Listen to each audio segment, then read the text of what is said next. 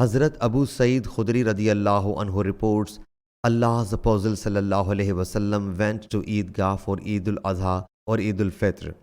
When he sallallahu alaihi wasallam got free, he sallallahu alaihi wasallam preached the people and commanding them to give alms, said, O people, you should give alms.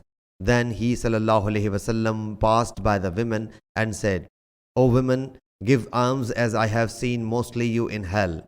They said, O Allah's Apostle sallallahu alaihi wasallam, for what reason? He sallallahu alaihi wasallam said, you curse frequently and show ingratitude to your husband. I did not see anyone deficient in intellect and religion more than you. You befool even a sage. When he sallallahu alaihi wasallam got free and returned to his house, Hazrat Zainab, the wife of Hazrat Ibn Masud radiyallahu anhu, came and sought the permission.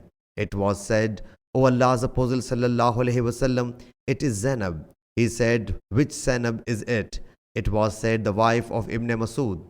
He sallallahu alaihi wasallam said, okay, give her permission to come.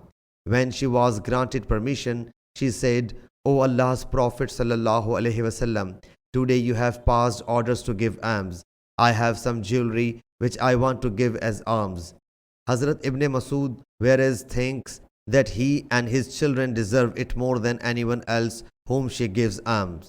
The Prophet sallallahu alaihi wasallam said, Ibn Masud said right, definitely your husband and your son enjoyed more rights to it than anybody else whom you give alms.